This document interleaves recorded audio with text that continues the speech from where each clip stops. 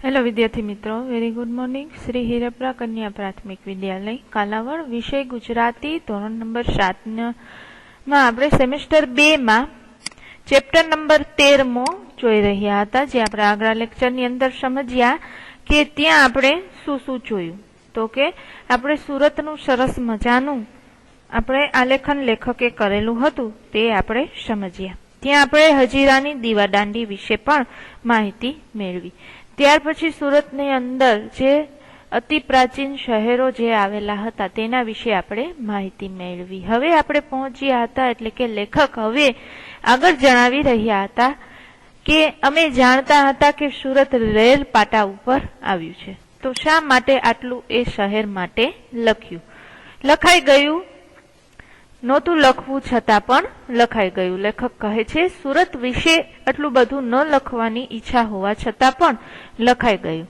હવે જોઈએ કે અહીં નદીમાં 1612 અને 1616 ની અંદર પહેલી વાર દરિયાઈ લડાઈ થઈ હતી, એટલે કે દરિયાની અંદર પહેલી વખત લડાઈ થઈ હતી। ત્યારે એમાં પરદેશીઓ જ લડી મુવા હતા, એટલે કે અંદરો અંદર પરદેશીઓ જે આગમન થતું હતું। આપણે આગળ જોઈ ગયા કે સુરતના તાપી નદીના કિનારેથી પરદેશીઓ પોતપોતાનું કોઠી જમાવી ચૂક્યા હતા સુરતમાં। તે આપણે જોયું કે વલંદાઓ અને ત્યાર પછી અંગ્રેજો અને ફરાસીઓ અને તેના વિશે આપણે માહિતી મેળવી અને છેલ્લે વલંદાઓએ પોતાની કોઠી એટલે કે વેપાર શરૂ કરી દીધો હતો। તો આ પરદેશીઓ છે એ જ લડી મુવા હતા, એટલે કે અંદરો અંદર તેઓ લડ્યા હતા। આપણે બારણે પારકી લડાઈ એટલે કે આપણા આંગણે બીજા લોકો લડે એટલે કે પારકા એટલે કે પરદેશીઓ। તો સુરત શહેરની અંદર દરિયાઈ લડાઈમાં બીજા લડે એટલે કે આપણા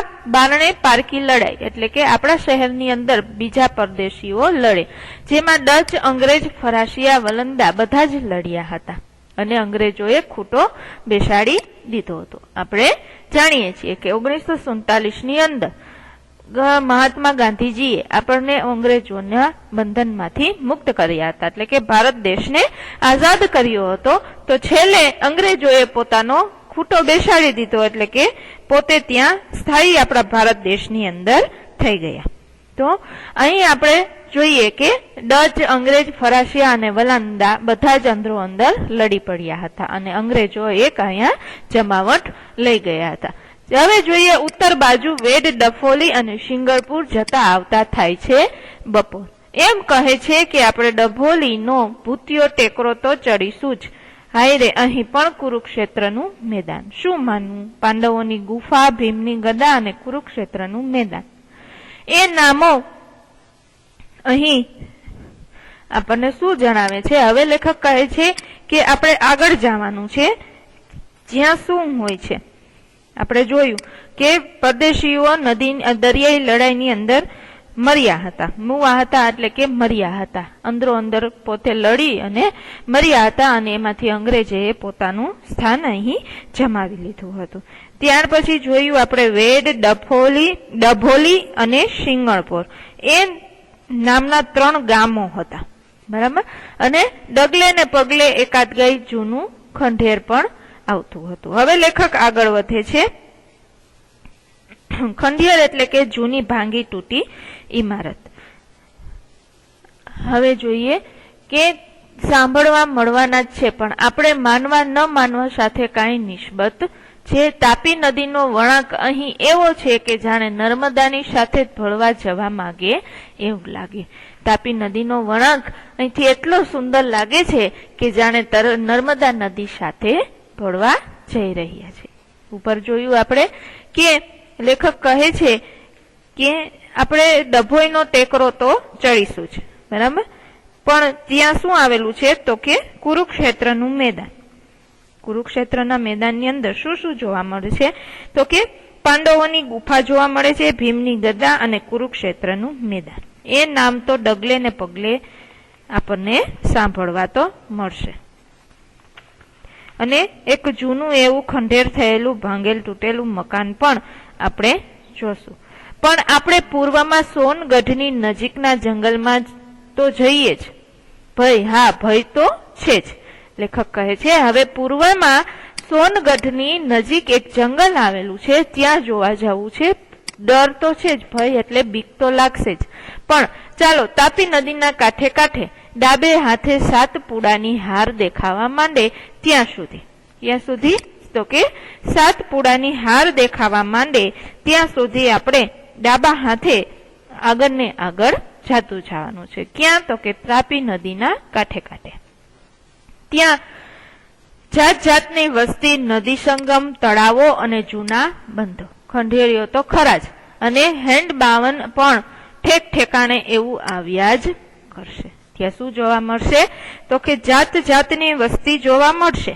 ત્યાર પછી નદીનો સંગમ એટલે કે 2-3 નદી જ્યાં ભેગી થતી હોય ત્યાં, તળાવો અને જૂના બંધો જે બંધાયેલા છે તે, પછી જૂના તૂટેલ અને ખંડેર થયેલા મકાનો, અને બીજું શું જોવા મળશે? તો કે હેડમ્બાવન એટલે કે ભીમની જે રાક્ષસ પત્ની હતી તેમના નામે એક ઓળખાતું એવું વન હતું, તે પણ આપણને જોવા મળશે.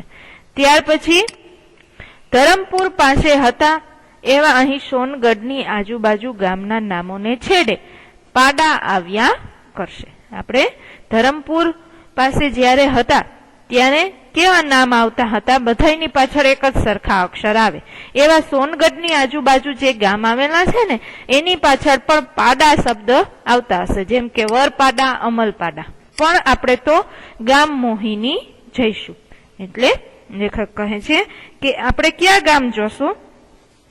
તો કે મોહિની ગામ આપણે જશું. હવે જોઈએ, પાડા એટલે કે એક જાતનો મહોલનો વિસ્તાર. બરાબર, રસ્તો બરાબર નથી તે થઈ રહેશે, પણ સામી નજરે સાતપુડાના હેરિયા જોવાની કેવી મજા આવશે. ચલો, હેરિયું એટલે કે છિદ્રમાંથી પડતો સરસ મજાનો સૂર્યનો પ્રકાશને જોવાનું, જેને કહેવાય હેરી. તો એ જોવાની ખૂબ જ મજા પડશે. પણ આપણે તો તોફાની નદી કિમનો ઠસ્સો જોઈ અને અંકલેશ્વર જોવું છે. હવે લેખક કહે છે આપણે તો ક્યાં પહોંચવું છે? તો કે અંકલેશ્વર પહોંચવું છે. ઠસ્સો એટલે કે રૂફ અને માન, મોભો જેને કહીએ આપણે, કેવું? તો કે તોફાની નદીઓનો. ત્યાંથી રાજપીપળાના ડુંગરોમાં પણ પહોંચવું છે. તેલનો વિસ્તાર છે એ ધરતી તળે અને ઉપર કાળા કાબરચિત્રા માટીના ઢેફડા, જવાળામુખીએ કરેલી અગરની ઉલટીઓની નિશાનીઓ. શેકાઓએ પહેલાની આ વાત છે. સરસ મજાનું અહીં લેખક કહે છે તળે એટલે કે નીચે, નીચલા વિસ્તાર, ધરતીના નીચલા વિસ્તારની વાત કરવામાં આવી છે. ક્યાં? તો કે રાજપીપળાના ડુંગરોમાં પહોંચવું છે, જ્યાં તેલનો વિસ્તાર ધરતીની નીચે છે. બરાબર, અને ઉપર શું છે? તો કે માટીના ઢેફા, કાબરચિત્રા એટલે કે માટીનું ઢગલા, અને જ્યાં જવાળામુખીએ નીકળેલી હતી, જ્યાં એની આગ લાગેલી હતી, અગ્નિ લાગેલી હતી, તે જવાળાઓ જે બહાર નીકળેલી હતી એની નિશાનીઓ જોવાની. આ વાત ક્યાંની છે? તો કે 100 કાપેલાની, એટલે કે ઘણા વર્ષ પહેલાની વાત છે. આ સામે દેખાય છે ઈ રાજપીપળાનો ડુંગર છે. કેવો આડો પડ્યો છે, મજા તો ઉપર જોઈશું ત્યારે આવશે. હવે લેખકને ઈ ફરતા ફરતા હવે રાજપીપળાના ડુંગર તરફ વળ્યા છે, અને હવે ત્યાં ડુંગર ઉપર જશે અને ત્યાંની મજા માણશે. આ દેખાય એ ભીલ રાજાઓની મહોલત જે દેખાય છે આગેથી, એ બધા ભીલ જાતિના રાજાઓના મહેલ છે. એ જ ડુંગરા છે, જરા અટપટો રસ્તો છે, અને પ્રાચીન કાળના અનેક અવશેષો પણ છે. જાળવીને ચાલજો. ડુંગર ઉપર ચડતા ચડતા આવો અનુભવ થાય છે કે આડાઅવળા રસ્તા છે અને પ્રાચીન કાળના અનેક અવશેષો પણ છે, જ્યાં જાળવીને ચાલવું. આ બાંધ્યો દરવાજો તો ઘણો જૂનો, જ્યાં દરવાજો બાંધવામાં આવ્યો છે તે ઘણો જૂનો છે, ખૂબ જ તોતિંગ એટલે કે મોટા કદનો છે અને ઘણો જૂનો પણ છે. કોણે બંધાવ્યો છે કોણ જાણે, ઈ કઈ ખબર નથી. પણ આ ડુંગર ઉપર જરૂર કોઈ સાંસ્કૃતિક સામ્રાજ્ય ઉગી અને આથમી ગયું છે. એટલે કે કઈક એવી સાંસ્કૃતિક અને સામાજિક બાબત અહીંયા થઈ ગયેલ છે કે જ્યાં ઉગી અને પાછું આથમી થઈ ગયું છે. અહીં હવા ખાવાનું સ્થળ પણ નવું છે એવી વાતો સંભળાય છે. હવે જોઈએ કે લેખક જરા ઊંચે ચડીએ છે. રસ્તો બરાબર નથી. સવારે પૂર્વમાંથી તેજનો ઝગારો ઉપર આવતો દેખાશે. હવે જરાક ઊંચે જાય છે. રસ્તો ખૂબ જ ખરાબ આવે છે, પણ સવાર થશે એટલે સૂર્ય છે એ પૂર્વમાંથી ઉગશે એટલે એનો તેજનો ઝગારો ઉપર આવતો દેખાશે. હવે તો દૂરની જેમ સમીપથી પણ ડુંગર એટલો સરસ મજાનો રળિયામણો લાગે છે. કેવો ડુંગર ખૂબ જ દૂર હતો હજી, પણ હવે સરસ નજીકથી ખૂબ જ સરસ મજાનો લાગે છે. માંડવગઢની રાણી રૂપમતીની જેમ આપણે પણ રેવાજીના દર્શન કરવા ગીરી અટારી ચડ્યા. ક્યાં પહોંચ્યા લેખક? તો કે માંડવગઢની રાણી હતી રૂપમતી અને એને રેવાજીના દર્શન કરવા માટે ગીરી અટારી પહોંચે છે, જ્યાં આનું રાણીનું ખૂબ જ મહત્વ હશે દર્શન માટે.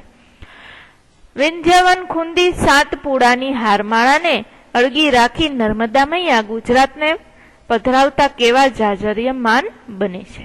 હવે આ સાતપુડાની વિંધ્યવનની સાતપુડાની જે હારમાળા છે એને ખુંદી એટલે કે એને આગળ વટાવી અને નર્મદા મૈયા છે એ ગુજરાતને સરસ રીતે પધરાવા એટલે કે નર્મદા મૈયાનું પાણી મળવા માંડે એવી રીતે ખૂબ જ સરસ દેખાય છે.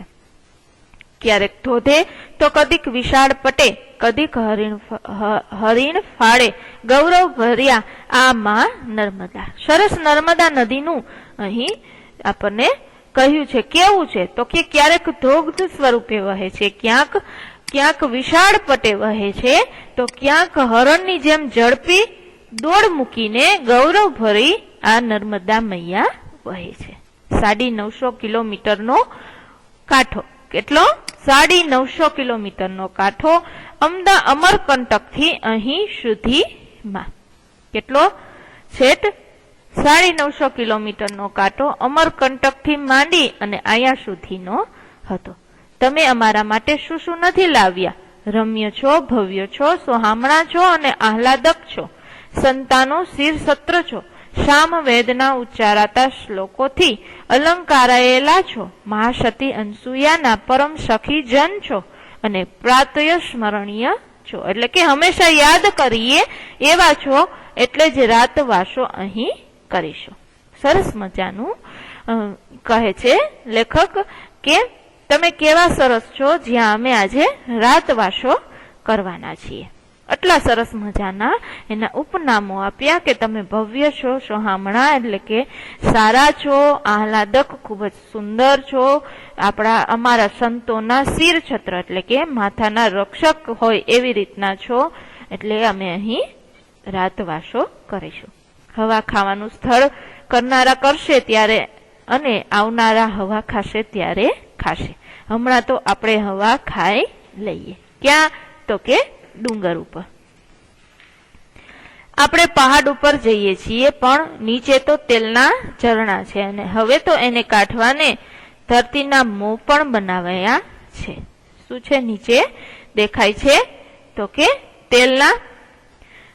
તેલની ધાર થાય એવા પાણી પર પડે તોય તે અલગ રહે તેમ એવું સરસ તેલ નીકળે છે એવા આપણને ઝરણા દેખાય છે. એમ ગુપ્ત ગંગા, એમાં ગુપ્ત તેલ ધારા. જેમ ગંગા નદી ગુપ્ત રીતે વહે છે, એમાં ગુપ્ત તેલના ધારા છે. એટલે કે સરસ મજાના ગુપ્ત રીતે તેલના જે ધારો છે એ ધરતી ઉપર વહે છે. ફિલોસોફો કહે છે કે મન તેલ ધારાવત રાખવું. એટલે કે મનને કેવું રાખવું અહીં કહે છે તો કે તેલની ધાર પાણી પર પડે ને તોય તે અલગ જ રહે તેમ મનને કેળવવું. હંમેશા તેલ ધારાવત રાખવું, મન સરસ રીતે રાખવું. તો અહીં આપણે દક્ષિણ તરફનો પ્રવાસને પૂર્ણ કરીએ. ત્યાર પછી જે શબ્દ સમજૂતી છે તે તમે ગુજરાતીની પાકી બુકની અંદર લખજો. રૂઢિપ્રયોગ પણ પાકી બુકની અંદર લખવાના અને જે ભાષા સજ્જતા આપેલી છે તે આપણે થોડીક સમજી લઈએ. આ વ્યાકરણની બુકની અંદર લખવાનું રહેશે. બરાબર? નીચેના વાક્યને વાંચીએ આપણે. ઉપર નામ આપજો પ્રશ્નવાચક વિશેષણ. પ્રશ્નવાચક વિશેષણ નામ આપજો. બરાબર.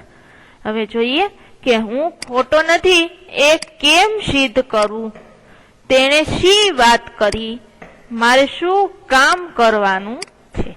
ઉપરના વાક્યની અંદર આપણે કેમ, શી અને શું જેવા શબ્દો દ્વારા પ્રશ્ન પૂછીને કશીક વિશેષતા પ્રગટ કરી છે.